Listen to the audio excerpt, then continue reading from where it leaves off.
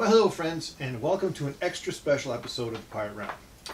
I be Captain Toki Bloodaxe, and this be Captain Rode Raven, otherwise known as the Scarlet Raven. My apologies to our Norwegian friends, I'm just learning Old Norse. So, friends, you might notice that we're changed our decor a little bit, and we're dressed in some different outfits. And these are our Norse outfits, because both the Scarlet Raven and I are very interested in Norse history and Norse culture, and typically what people call it today, the Vikings. So, we have brought you some things today that we're going to talk about. We have Norse weaponry, like the axe. We have the Norse sword. Now, interesting enough, a little bit about the sword. This is a replica of a sword that was found in a woman's grave. True. A shield maiden sword. It's beautiful and very light. It could sure make war on it. The Scarlet Raven is dressed as a Norse female, and I'm sort of dressed as a Norse male. Nothing fancy, sort of like a wealthy trader that would sit around with his bracelets and his Tor's hammer, those Mjolnir or giant slayer. Tor's hammer. And she, Scarlet Raven, would have her key, which of course is her symbol of her woman's power over the household. Norse women were given keys, and they were the keys to the lock to the house, and they were the head of the household in that sense. And we have, of course, her beads, where she carried her wealth on her body, because there weren't no banks back then, so they made do with what they could. So, we're going to start with the toast to our friends. And chalices from Lindisfarne. These are chalices looted from Lindisfarne, and we say to you folks, Skål. Skål. Almost let a Yarhar slip out there. It's pretty embarrassing. It's a slip. We're going back in time. Going back in time. Why are we dressed like the Norse, you might wonder? It's because they were the first famous wolves of the sea, the first pirates, so to speak. Now, typically, the pirate round goes from the 1500s to the 1750s. Yes. But we're going back in time because of a drink. Mm-hmm. And if you watch one of our previous episodes, you'll know what that drink is. Well, folks, that drink is mead. And mead was held in absolutely high regard by the Norse, and even by the god Odin himself, who believed that mead was special, given to the Norse by the gods. And the mead was actually contained knowledge and wisdom inside the mead. And it was brewed by the people themselves. They didn't go buy it from anywhere. They made it themselves. And because of that, it of course had its own peculiarities from place to place and its own flavors. But mead, of course, is very simple. It's essentially just honey, water and yeast together. And of course, the honey is what can give it to different flavors. And give it the alcohol too. Part of the alcohol, that and the yeast together, fermenting the yeast, for of course, a year. It ferments and it makes the alcohol. And depending on the certain flavor of the honey, you will get a different flavor in the mead. Or what you add in it, making it either a methylglen or a melomel. A melomel would be honey wine, which fruits mixed with honey and mead. And a methylglen is spiced mead. So it have different spices like saffron or ginger or something like that in it. So now, we have a mead here that we picked up from the Northwest. Everett, Washington. Yes, Everett, Washington. And we met the mead maker, and he's a fantastic guy, very fascinating to talk to. And this is from the Aesir Meadery. Of course, the Aesir being named after the family of gods and goddesses in Norse mythology. And the Aesir Meadery produces sort of a limited type of meads. They had a few flavors. They didn't have a lot, as some meaderies have just tons and tons of flavors. I think we had 3 flavors and could only purchase one from him. Yeah, and he let us sample a few. Of course, it takes a year to make good mead, and most mead makers don't have a lot on stock. They try to distribute it out to the different stores and give it to people and their distributors, or sell it on their own. And when you stop by a meadery and they're like, well, I got a bottle of this, a bottle of that, but you can only buy a bottle of this because they don't have much back stock. It's already moved out the door, or it's in the tanks being made. So, Aesir Meadery from Everett, Washington. I believe he said that he uses all local products, yes, and local fruit and honey, And I think this one, I don't know if this one had a specific flavor. That was a pear. Oh, was this It the pear? It was Okay. a pear. We bought Yeah. 2 pear from him. Yeah, he did talk about the pear mead, that the pears were from Washington, and they were brought to him, and he specially made this pear mead for people, who like the fruit flavored meads. I don't know if this is actually a mead or a metheglin or a melomel. Melomel. Or a melomel. I believe this is actually a melomel because it's not from honey like the last mead that we did. The Right. first one, Devout Moon, which is actually honey collected from bees that pollinated blackberry True. bushes. This one actually has fruit juices in it. Oh, okay, so this would make it a melomel. All right, that makes sense. So, folks, what we're going to do is we're going to go pour out some here, and it has a real cork, but you have to watch these real corks; they come apart, and you leave you chunks of cork in the bottom of your mead, which Gives you a cork taint. you get a little funky taste in there. Or that doesn't seal right in time. Yeah. So it gets air in it and Yeah, it's nice to have corks, of course, but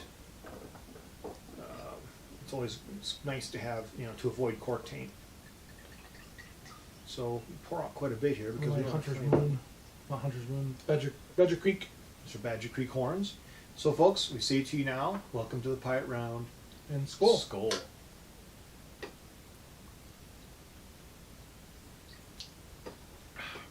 Ooh. Oh, it tastes that honey. Now, we recently just finished up a bottle of this. And It hadn't aged well, it had not aged well. but because this had never been opened, this has aged quite well. Yeah. Oh, buttery honey, smooth, really tasteful. That's good. Yes. It's not overly sweet either. No, it's actually quite nice. Pull my fur over here. It's kind of chilly down here in our hall. Wow, that is so smooth. Just a little bit of the pear flavor in there. Just enough. I can taste that pear flavor in there. It's just enough. Oh, that's good. A little more. Very smooth. Got a good full fruit flavor to it. The honey is very mild, not overly sweet. It's flavored about right. I remember when we tasted it at the meadery, this is pretty much what it tasted Yeah. like. That's good, folks. Really good. From Aesir Meadery from Everett, Washington, if you can find it. Oh my goodness, it's so good. Boy, I love the initial smooth honey hit that it gives you the first time it touches your lips. It tastes almost buttery, even though there's no butter in it. It tastes as smooth and sort of buttery. You get that warmth of the flavor coming in your mouth. And to be honest, I don't really taste any alcohol in this at all. Yeah.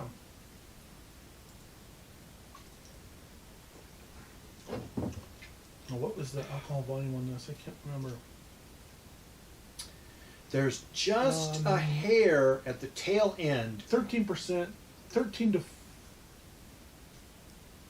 Oh, maybe it's 11. I can't read it. It's right there on the very back end. I'll take a look It's at real it. small. You probably need the far-seeing glass. I might, but it's all right.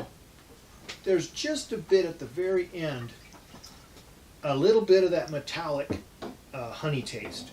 And people have complained before about not liking that that kind of sharp, metallic sort of honey sweetness.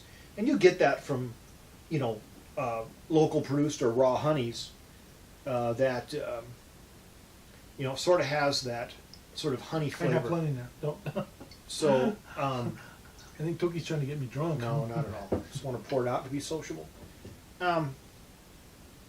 Some of the rawer honeys, of course, have that kind of a metallic honey flavor to it, and of course, domesticated. No, you're fine. Domesticated honey that had been run through a factory or something, they take that out by just adding more sugar to it.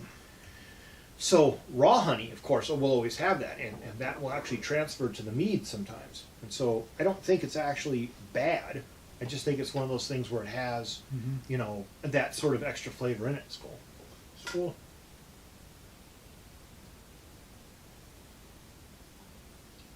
Now, mead is not a drink that you want to just slam. You want to take it and sip it. Yeah, it's definitely worth sipping. sipping from your horn with the Norse dragon on it, made for us by Badger Creek Horns. I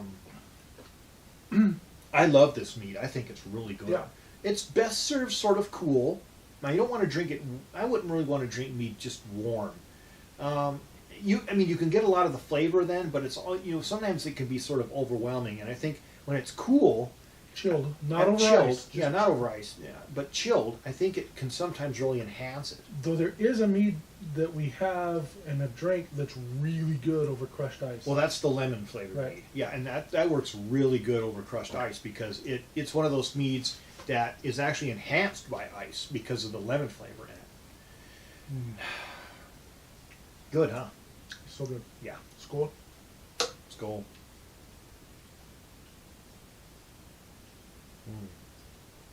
So, Scottish Raven, what would we give this mead? We're giving it axes today. Axis. Yeah. 3. I'd give it more than that. I'd give it 3.5 axes. Almost 4. Okay. And the reason I say that is because when I tried it for the first time, that initial honey hit was so pleasurable. It was so buttery smooth on the lips and the tongue. And I'm tasting that pear in there now. And it's good. It's good. Now, it's very subtle, but it's definitely there. And I'm tasting that fruitness, and I really enjoy it. Okay. You talked me up to a 3.5. Well, mead, folks, it's mead. It's good. And I can't, unless it was just absolutely horrible mead. Which we've had a mead once that wouldn't even rate a 1. We had mead one time that people said was mead, and we tried it, and it was vinegar. It was disgusting. And other people liked it, but I spit it out. obviously they didn't know what mead was. No. And that's the problem that you have. The general description that people have from mead is that what I've heard is it's beer and honey mixed. It's like, ugh. No. And that there is a honey beer, but that's not mead. Mead is essentially, simply put, it's water, yeast, and honey. If it's a melomel, it's got fruit flavors in it, and if it's a metheglin, it's got spices. So this, because it has fruit flavor in it, I suppose it's actually a melomel. Right. So I rate this very highly, and it is from Aesir Meadery in Everett, Washington. We met the mead maker, and I know that he was having a bit of a hard time at the time keeping up his production, and I certainly hope he had some things happen in life that that was kind of difficult.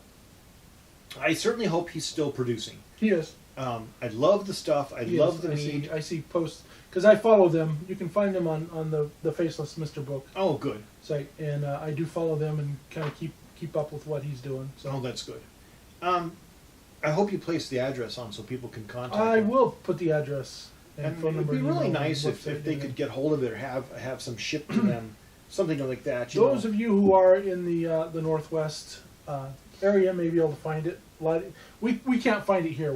He was trying to get it online to order, but we haven't checked to see if he's gotten that yet. Hopefully, so Yeah. we'll put that information down below when we post this. Yeah, hopefully someday we'll be able to get it and be able to share it with our friends. Folks, it's actually a very wonderful flavored drink, and because of just the honey and the water in it, it's very natural. There's almost nothing in it that can make you sick. No funky, odd chemicals. Nothing to make you feel hungover or sick the next day. Mead is one of those drinks that you can drink a lot of. It's great for celebrating. It's great for celebrating. It's a great social drink. Yes. So, I have just a little bit left. Scarlet Raven, do you have enough? Nope. No? Well, here's to you folks. I downed mine.